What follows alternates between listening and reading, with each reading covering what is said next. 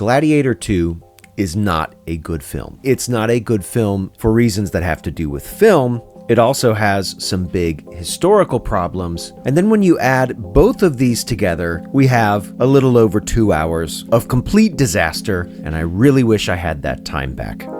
Hi there, I am Colin Elliott. I am a Roman historian. I'm a professor of history at Indiana University, the host of the Pax Romana podcast, a podcast which covers the history of the Roman Empire. In fact, right now, we are actually in the period on which Gladiator II is loosely based on. And I'm the author of a couple of books on Roman history. The most recent of these is called Pax Romana, P-O-X, the plague that shook the Roman world. It's about the Antonine Plague, the world's first pandemic that struck under the Emperor Marcus Aurelius. So, this is my take on Gladiator II. I hope you enjoy.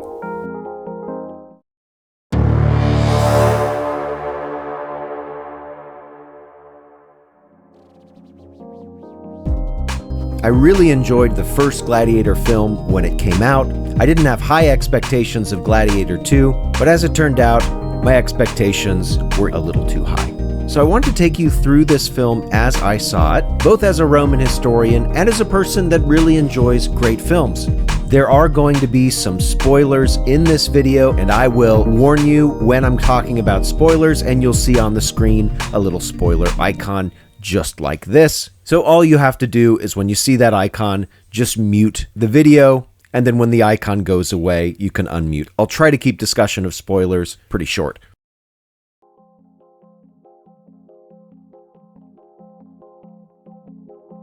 So the first thing I want to do is just lay out a little bit of my philosophy for critiquing this film. What I don't want to provide, and what I don't really think is all that helpful, is a granular level, hypercritical, pedantic dissection of every little historical inaccuracy in this film. There's no point to doing that. This is not really a historical film. The first Gladiator film was not really a historical film either. Yes, I said it. There's a lot about that first film that's fun and enjoyable, but you have to let go of the idea that it's going to get everything right. These are not documentary films. They're big budget Hollywood films. So it doesn't make sense to evaluate films like Gladiator or Gladiator II on criteria that they do not claim. It's like playing Monopoly, using the Monopoly pieces and the Monopoly board, but with a bunch of house rules that a group of friends just wants to do, like free parking and a third dice and distributing all of the properties at the beginning of the game. Okay, insofar as you're using the original Monopoly rules, yes, we can critique you on your use of those rules. But what we can't do is just be some guy off in the corner shouting at this group of friends playing their custom Monopoly game because they aren't following the rules exactly as they were in the book. The group of friends never intended to play Monopoly in that way. So not all historical inaccuracy matters in the Gladiator films. What does matter are the historical inaccuracies that take us out of the world that the film itself creates in early 3rd century AD Rome. Now, in real Roman history, Geta and Caracalla ruled from February of 211 AD to December of that same year. The reason that their joint rule was so short is that the two brothers hated each other. Caracalla and Geta were the sons of the Emperor Septimius Severus, and there's a lot I could say about him. He hailed, for example, from northern Africa. He was a warlord and came to power by fighting a vicious and brutal civil war. He was an enemy of many senators and a friend to his soldiers, and he died in the year 211 in Great Britain. So the sons of Septimius Severus, Geta and Caracalla, are the main adversaries in this film. Now, in the film, they are not portrayed as though they hate each other. And the way that their story turns out in the film looks nothing like what really happened in history. This does not bother me at all, because the film is using Caracalla and Geta to show that Rome was decadent. It was run by incompetent and unqualified people. There was really nobody at the rudder. The Senate did not have much power, and that there was widespread suffering because people's needs were being ignored by emperors that were completely out of touch with reality. And the film versions of Caracalla and Gita use aspects of real Roman history to make that argument in ways that largely make sense in the film. And there is some rivalry in the film between the two brothers, which does matter by the end of the film, but it definitely doesn't go the way that it really went in history, and it just doesn't matter. Now, having said that, I want to talk about something which I'm sure will not be a controversial topic at all.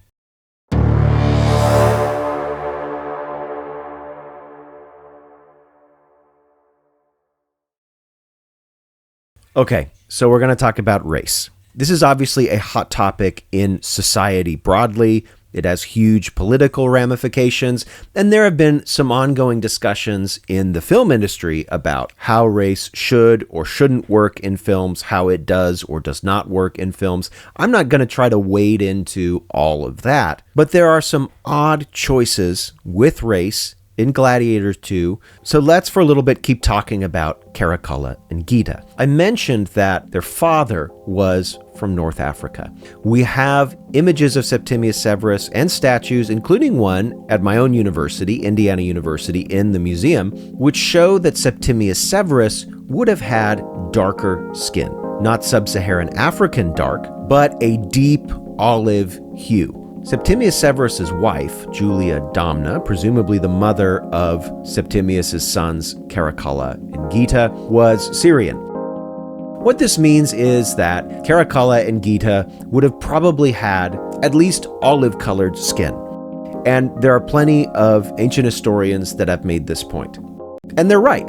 And so if the makers of this film wanted to be as accurate as possible, they should not have made Caracalla and Gita ghostly, pale white with blonde hair. And that's what they did. Now, to me, I don't really mind this so much because so many characters in this film have Mediterranean skin coloring. They have olive skin, or they have skin that's even darker than that. Caracalla and Gita are some of the few characters in the film that are just pasty, pale, vampire white. It makes them immediately stick out. Caracalla and Gita have this terrible makeup, and the pale skin just helps that to stick out.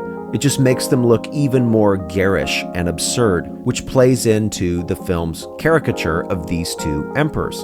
The first time we see them, it is obvious that there is something very different about these two guys, and it makes us pay attention to them. And so we learn very quickly, picking up on the subtleties, these two men are idiots, they are cruel and nasty, they are incompetent, and they are, for some crazy reason, ruling the city of Rome. In other words, this small choice about skin color actually helps the film accomplish one of its goals.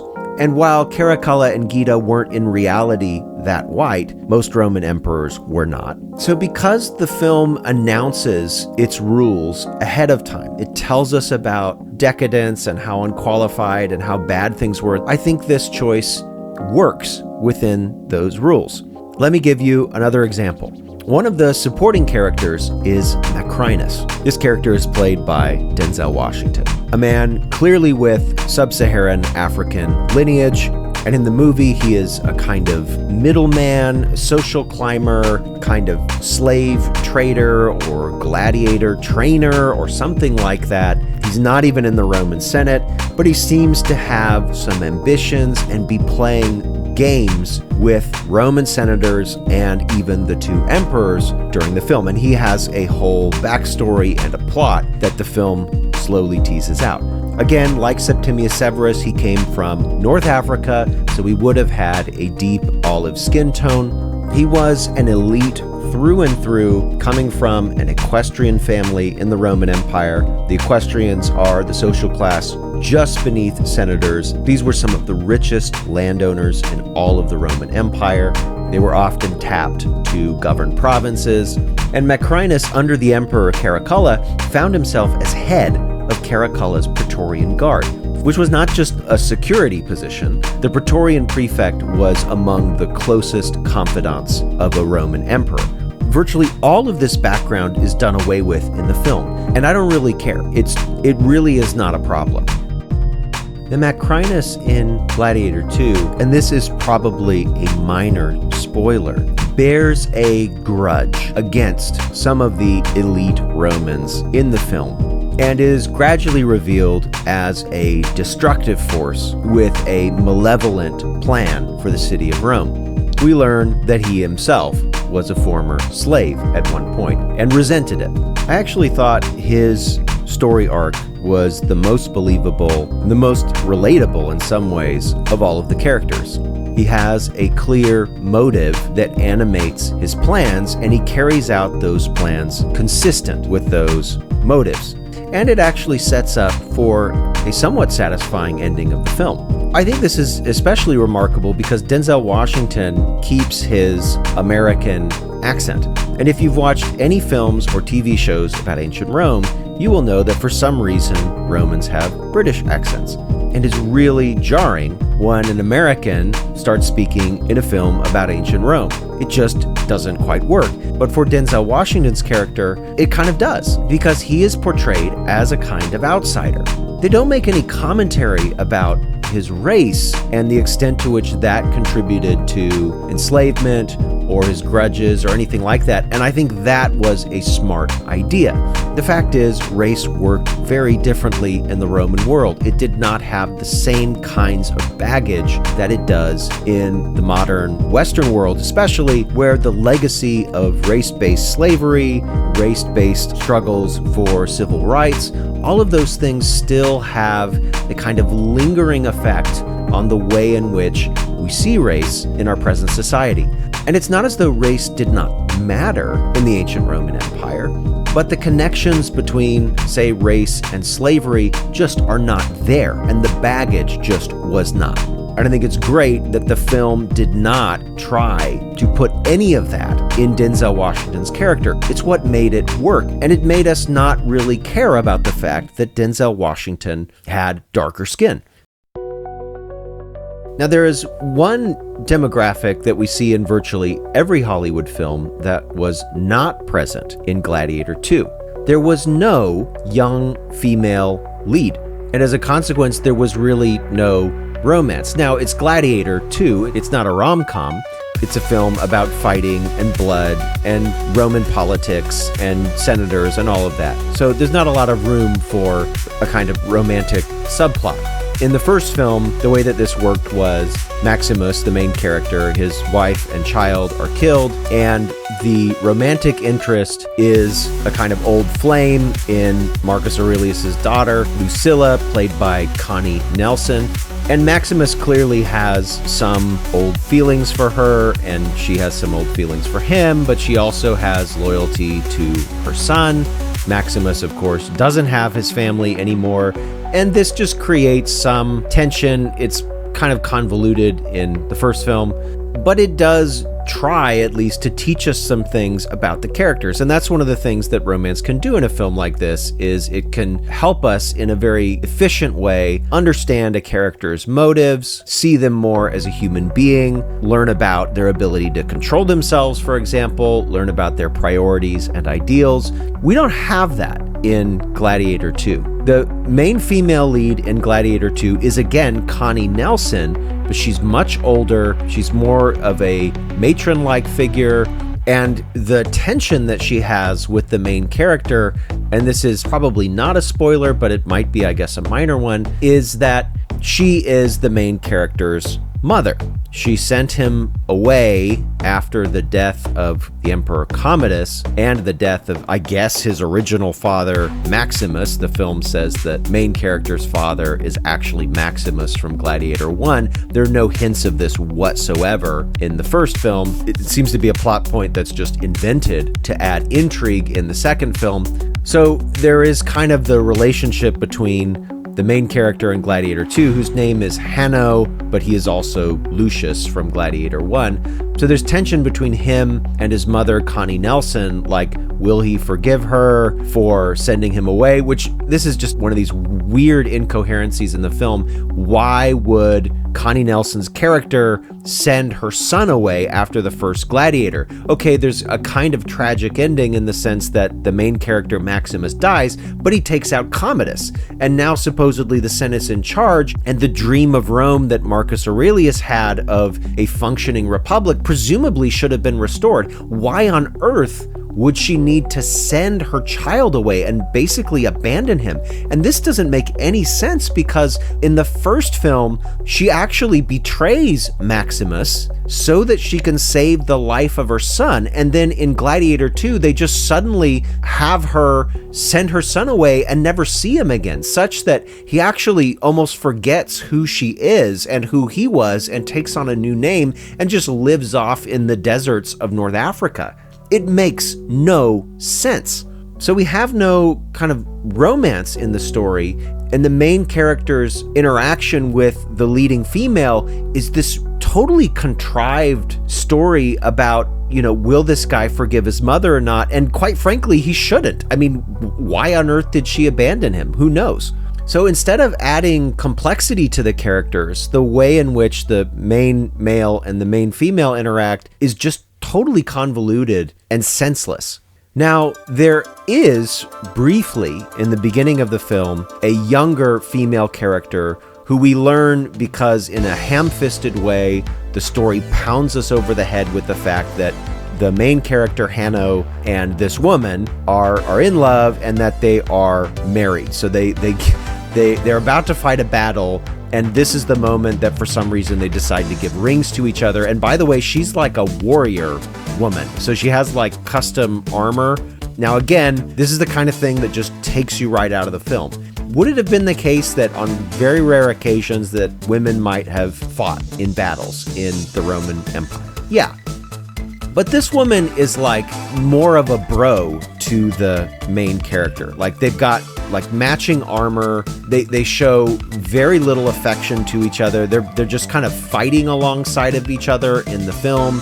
And she dies in the film's opening battle while she is fighting.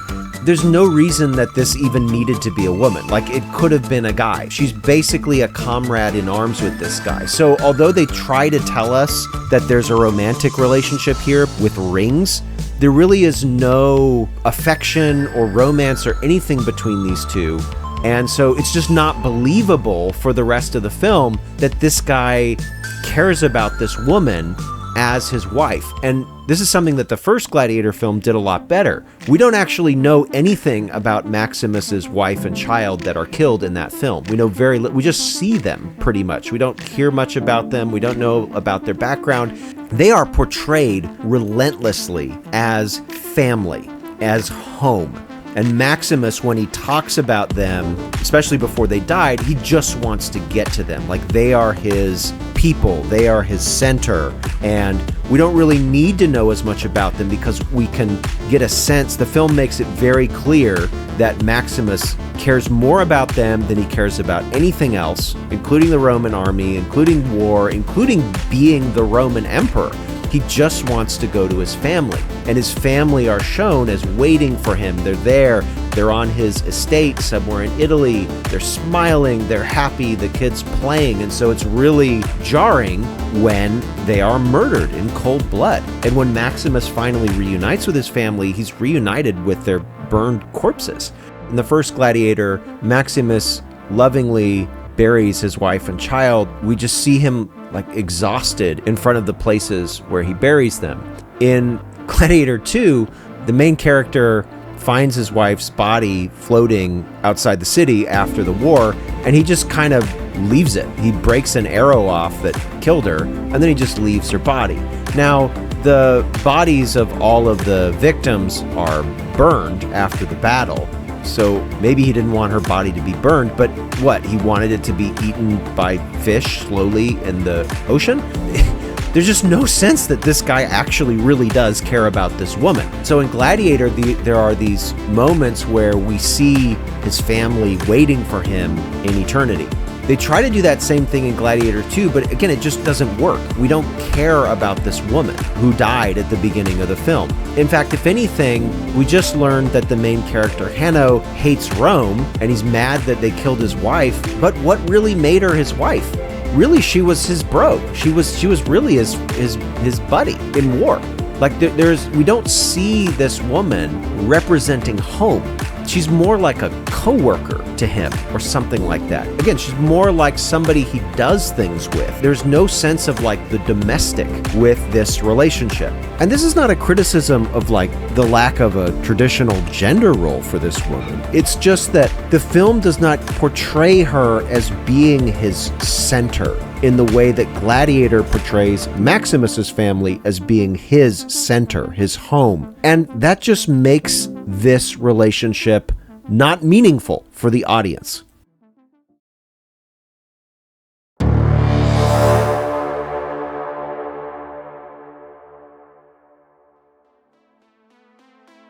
The battles and battle scenes and fighting and violence make up a huge part of this film. Some of this works well, some of it doesn't. I mean, I like the scenes of the arena.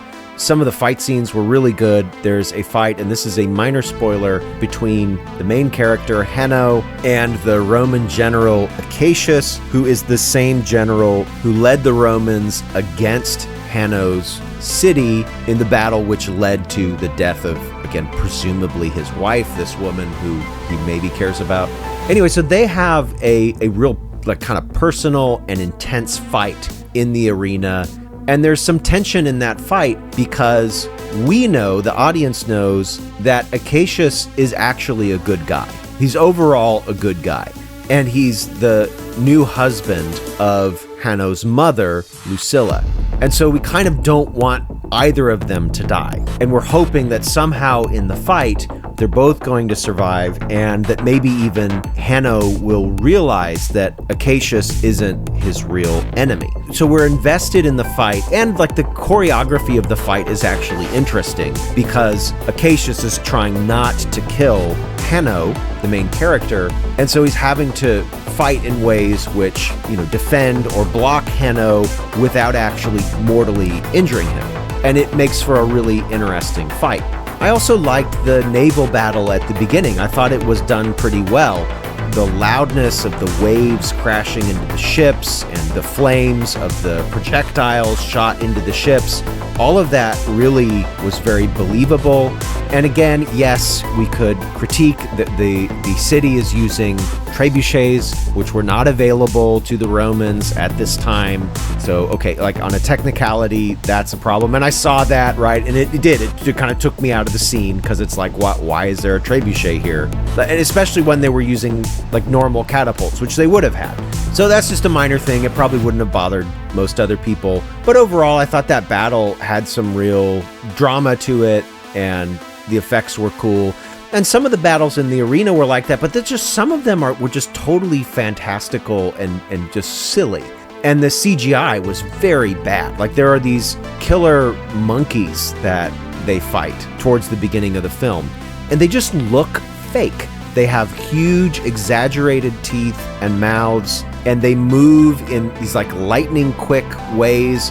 And it just looks like a cartoon. It just looks like a Marvel film or something. And it was just totally not believable. I did not at any time believe that the characters were in any serious danger. Or there's one point closer to midway through the film where there is a guy riding a giant rhinoceros in the arena. And again, I get the idea. It's something that maybe was unexpected, but it's also just totally unrealistic. There were rhinos in Roman arenas, we know that, but the idea of somebody kind of riding one and being able to control it just seemed a bit fanciful, and just the way that it looked was weird. And then there are the sharks, which I know other people have talked about. Again, it's unexpected, right? You flood the Colosseum with water, there's a ship battle in the arena, and if anyone falls into the water, there are these super hungry, aggressive killer sharks waiting in the water, right? And again, that's unexpected and maybe interesting, but when a person like me watches that movie, right, the sharks just activate a part of my brain, which is like, wait a second, how did those sharks get there? How do you get a shark into an arena in Rome? Like, they don't have tanks. Could they try to lift a shark in a crane? But how are they going to do that? And why are these sharks hyper aggressive? Wouldn't they just be terrified that they're like in the arena? Would they just kind of zone out and go to sleep almost, just kind of overwhelmed with all of the sensory input. I mean, maybe they would just like immediately kill anything that possibly falls into the water, which is what they do in the film. I don't know. It's just one of these things where my brain just starts thinking about why is this happening? And it just takes you out. So it really undermines the effect that the filmmakers were obviously going for, which was, look at these cool sharks. I'm sorry, I just can't go there.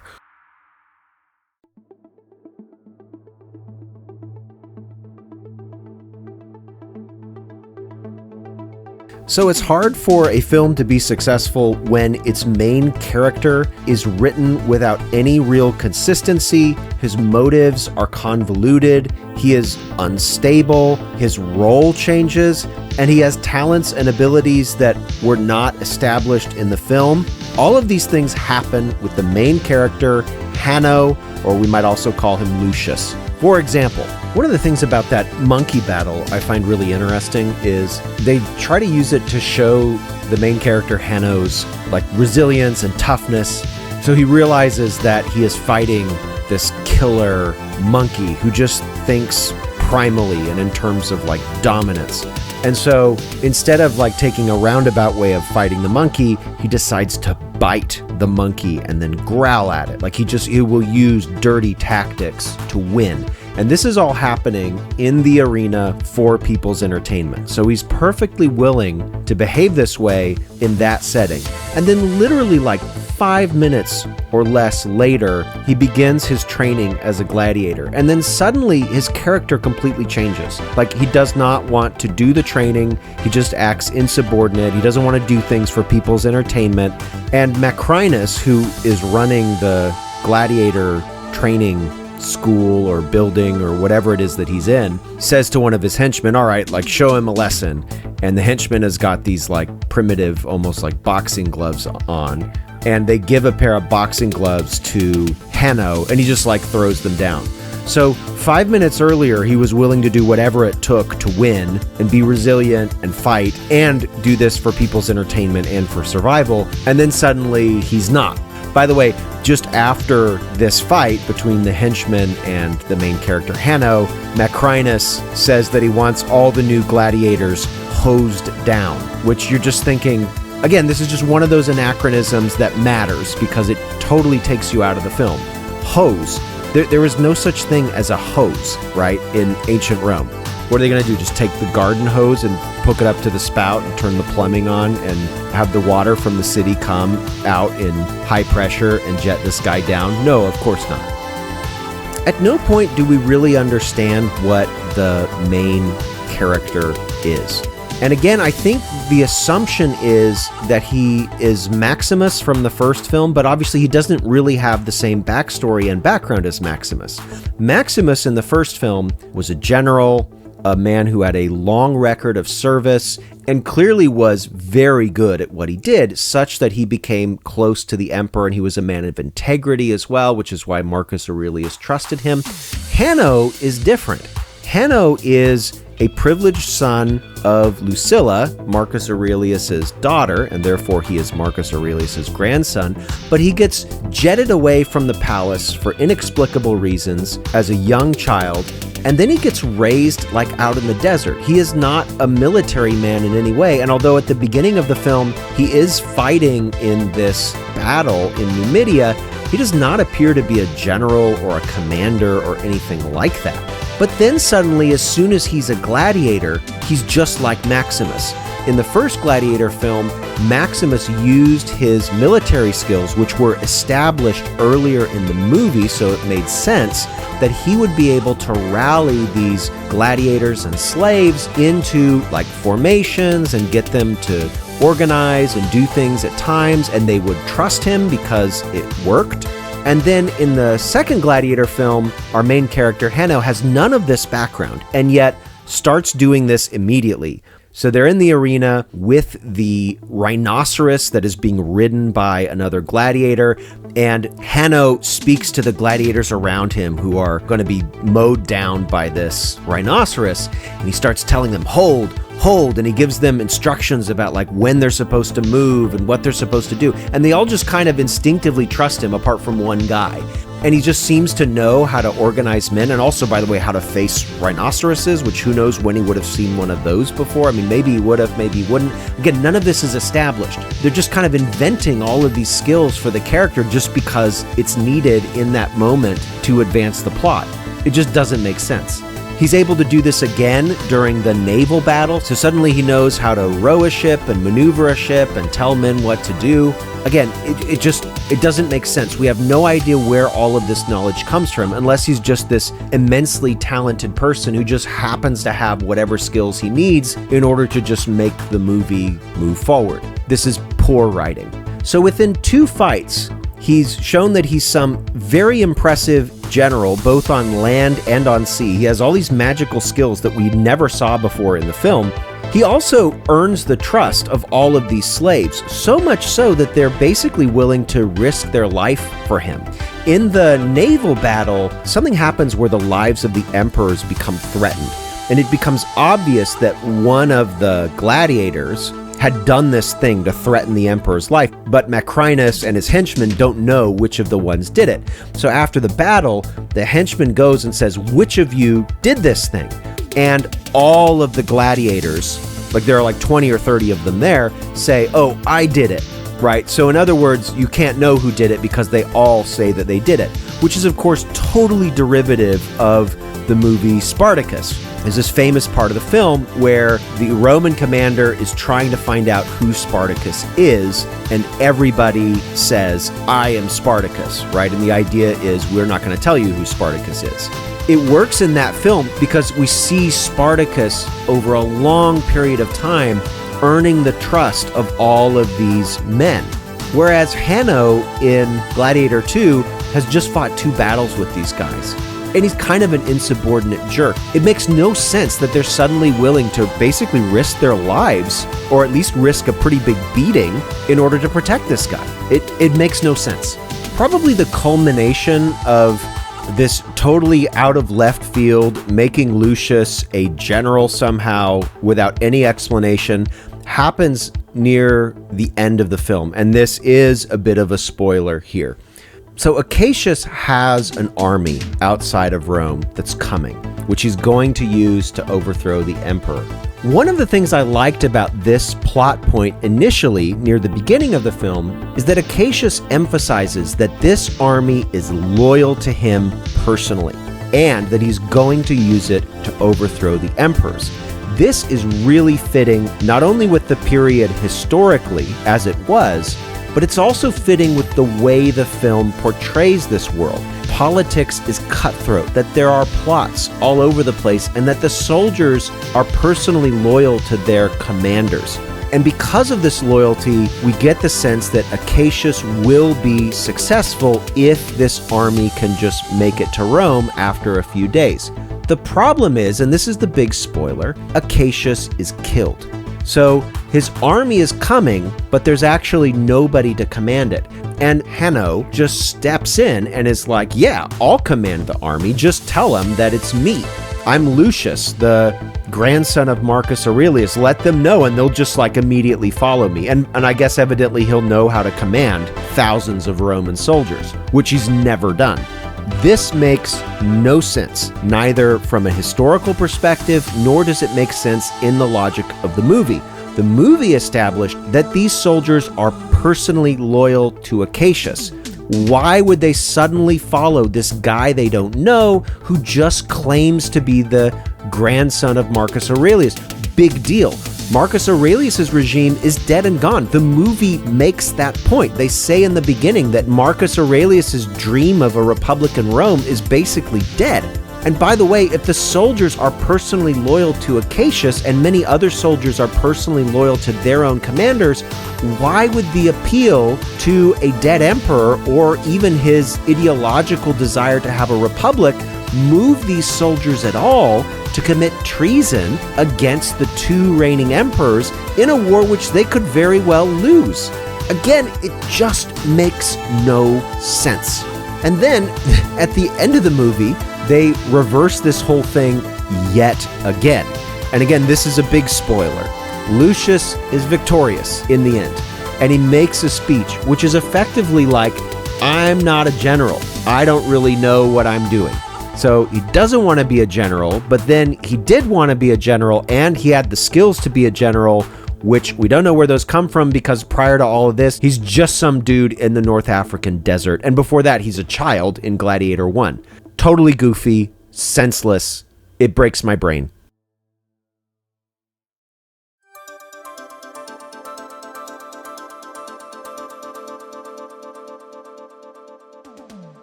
In addition to the main male character not making any sense, the main female character, Lucilla, also does not make sense, and her character is just weird in this film.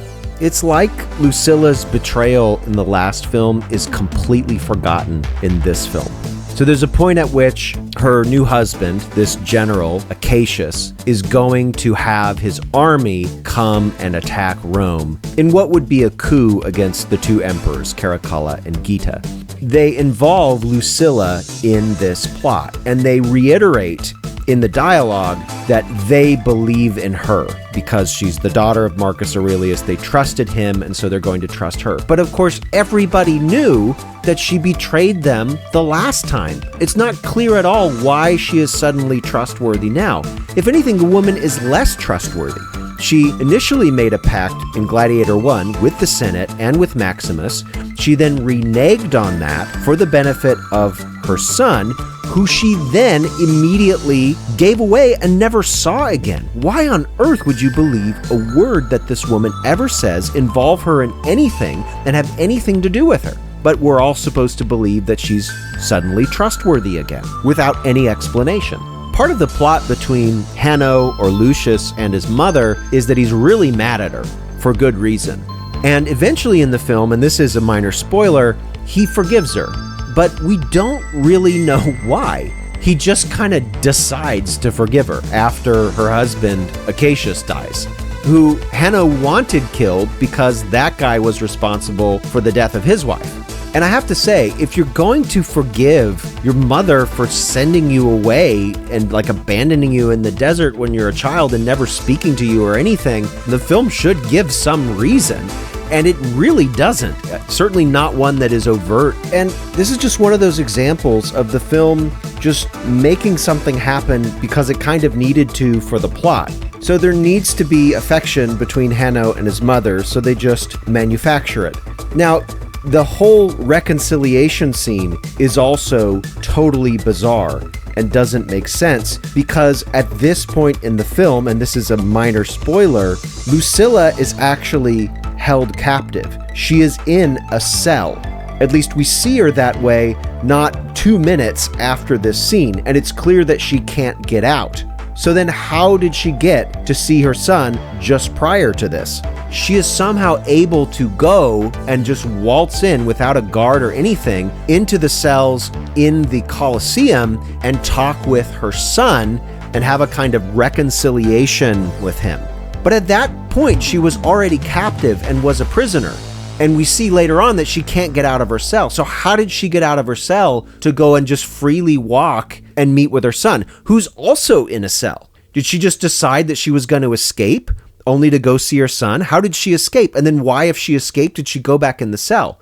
Or if she didn't escape, did they let her out to go see her son? Why did they let her out to go do that and then like let her back in, but then like not let her out later? Again, it doesn't make any sense. Goofy stuff in the film. Now, I already said that I find Macrinus's arc sort of the most believable or the most relatable, but at the same time, there are some real problems here too. So he's understandable in his beginning and then in his end. And his motives are made somewhat clear in the film, although they're still pretty obfuscated. But exactly how his rise works functionally is not explained in the film, and it kind of needed to be. He is portrayed initially in the film as a kind of social climber, a man of modest means, but they make it clear that he is not in the Senate, so he's not necessarily a power broker in Rome, but he is influential and he has some money. But just by virtue of him bringing some gladiators to Rome, he gets to sit with the emperors and the most high-ranked senators, and he gets to talk with them and eat with them, and suddenly he's like in the inner circle. And that is strange because the whole point of his arc is he's rising up from a very low position, working his way through the social hierarchy until he climbs up to the very, very top. But the means by which this happened is not really explained. Like, he's the gladiator trainer, which would be at best like a mid to low level person, not even in the Senate, and then something. He's then now magically with the emperor and the senators. Again, just simply does not make sense. Another thing about Macrinus I don't fully understand, or that at least took me out of the film a bunch, was that he seems to be a terrible gladiator trainer. So how did he get so successful? It seems like really without this new gladiator that he gets in Hanno, who becomes very popular, the main character, this guy seems terrible at managing gladiators. For example, the whole reason that this guy gets invited to be with the emperors and sit with them in Rome is because he brings gladiators to these celebratory games that happen over the course of days, and his gladiators fight in the arena over the course of each of these days, including Hanno. So after having Hanno beat up pretty badly the first day, which again, why would you have your gladiators beat up if you need them to perform well in the arena within hours after that? You wouldn't want to do that at all. On the next day, he has Hanno and the other gladiators row on like a rowing machine. It's like a simulated rowing machine. Again, who knows if something like this existed? It doesn't matter that much, but it's a little bit weird. But because Hanno is so intransigent and disobedient and insubordinate, they decide to have him row the whole machine on his own. And this is a machine for like 6, 7, 8 people. So it would have been horrible. So they have him rowing the machine by himself during the day. They cut away and then they come back and it's getting dark and he's still rowing the machine. And this thing clearly looks like it is heavy, like every row is hard. So what, was he rowing it for hours? Why would you want your top gladiator, the whole reason that you are this successful and are being invited to be with the emperors, and by the way, you have an entire plot where you're trying to climb up the social ladder, why then would you undermine your own gladiator by making him so tired from rowing this machine yourself? I mean, even just a few rows by himself would have probably torn this guy's muscles. And for him to be doing it for hours, presumably, I don't even know how he could have even lifted his own arms up in the air, let alone hold a sword in battle. And it's the day after this that he has this huge epic battle. I mean, this guy evidently just never needs to rest, and he's just got superhuman strength and endurance, or that Macrinus is actually totally incompetent as a trainer of gladiators.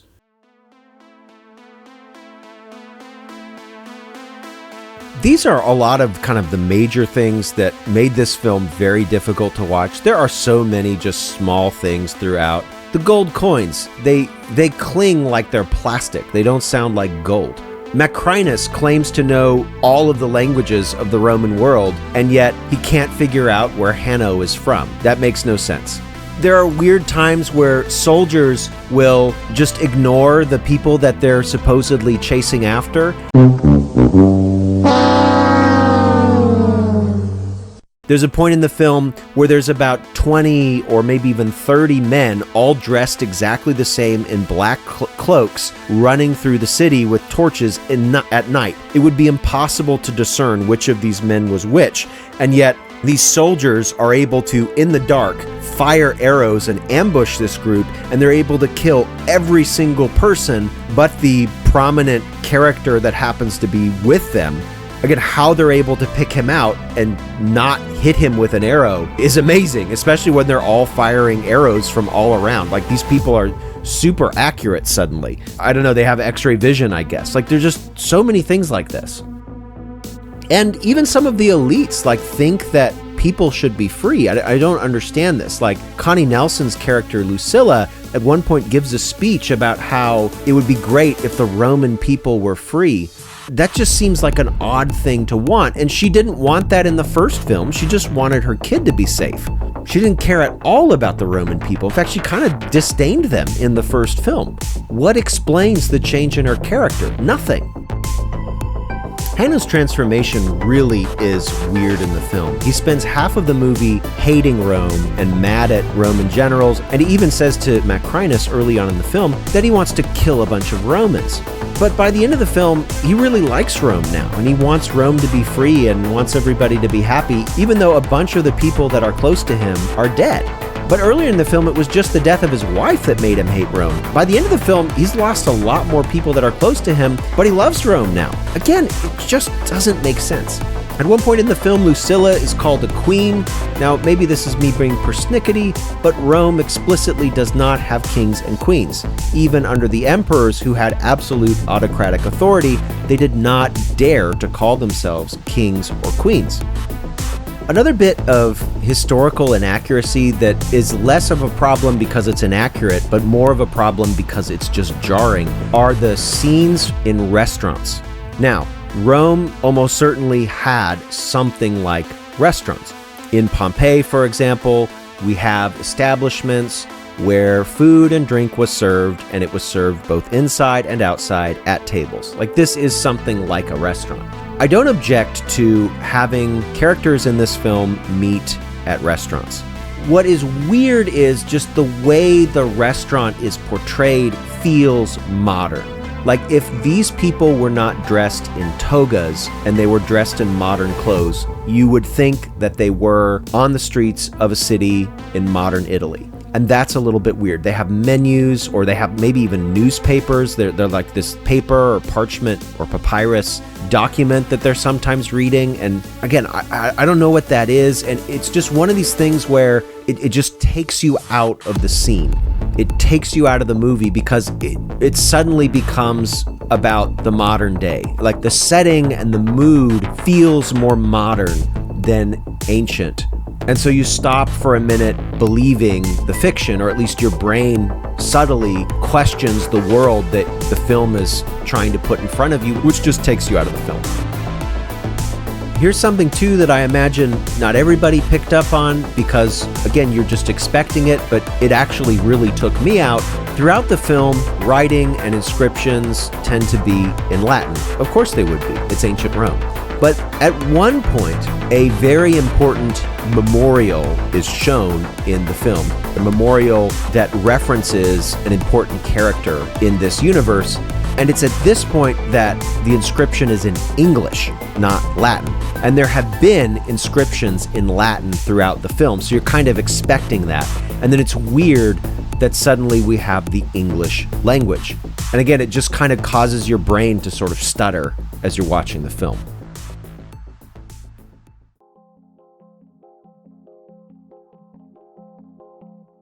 So apart from some neat fighting scenes, some okay development of Macrinus's character, although with some objections and caveats, some good sound, and some nice sets, this film truly was a disaster.